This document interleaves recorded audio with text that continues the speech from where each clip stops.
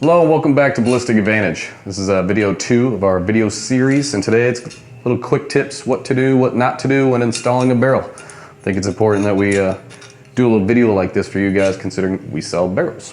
So, a few things to talk about.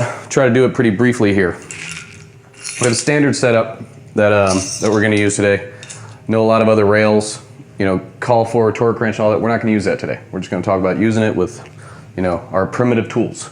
So if you don't have any kind of grease, some heavy oil work, throw that on the extension.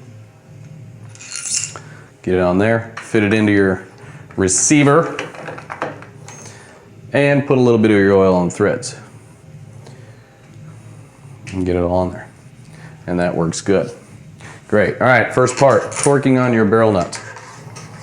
So I've heard a lot of things like tighten it down and then you loosen it up and you do that 3 times and you do a circle and then your barrel nut's on good. That's not the case. You can put it on, and if it's hard to put on at first, you get it dialed into the tooth that you want to on your nut, then that's just fine. If you don't, you might have to spread the threads then, but let's see where this one times in. So I'm going to start just on this side.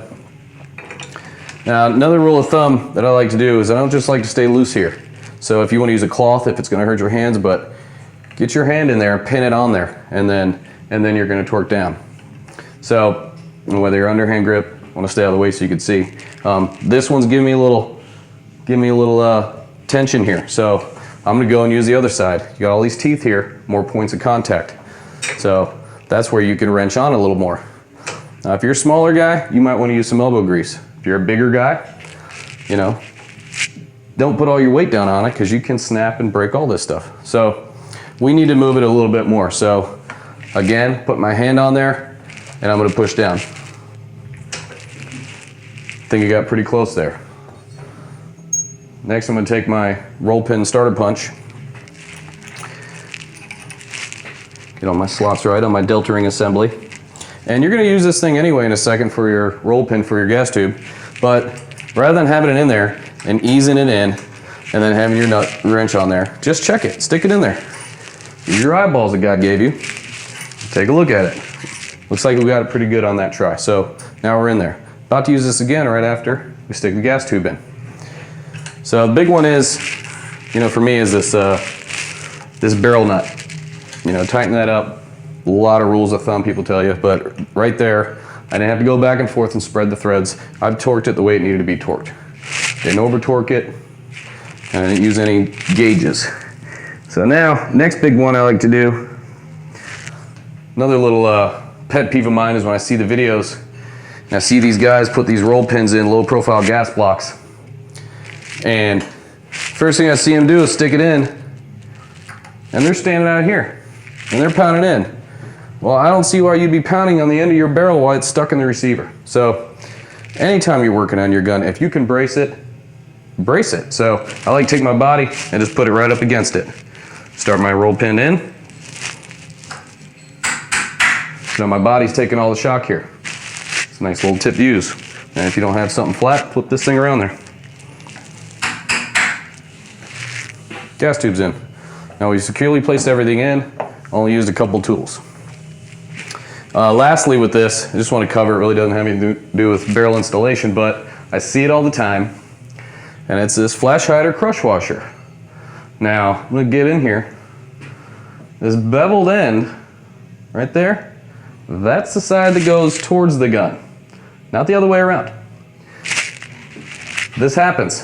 I've seen it a million times. Guys send their guns in to get worked on, or they want some barrel swap, and their flash hider's on crooked, or backwards. I hate that. So you should never do it again now that we've shown you the correct way to put the flash hider on, or the crush washer rather. So now that we're torqued on, another thing you got to remember, we don't have a recess behind the threads on our barrels. So if you have a barrel that does have that, you want to brace that crush washer. I don't know why you'd be using somebody else's barrels. However, if you do and you have that recess, you want to hold on to that crush washer, make sure it's centered. Because if it's going too much to the right or left when you torque this on and it kind of gets a little screwy, your flash hider is going to be a little crooked too. Now, if you do a few things incorrectly, your gun's gonna be less accurate. So you wanna stack all these tolerances of doing things the right way so you can shoot a little more true. Torquing on a barrel. Here's another one where I'm not just gonna grab something and start wrenching on it. So I take my wrench from my flash hider. Now wherever I'm torquing down, I wanna apply the opposite pressure so I'm not wrenching on this thing and folding it over. So I'm gonna take opposite pressure here with my hand and my wrench, and I'm gonna clock my flash hider, rotating in. Same thing if I wanna go a little more and I'm on the top, put my hand underneath, make sure I'm straight. Crush washer is crushed evenly, and there you have it. Another thing with a crush washer, if you've already crushed it and you've used it before, that's it. Once you take it off, put it on the gun, you don't want to use it again because you've already crushed it. So it's not a twice crush washer. So anyhow, that's basic barrel installation here at Ballistic Advantage. My name's Clint Hansen. Check us out on our Twitter, Instagram, Facebook, and look forward to more videos to come. Thank you.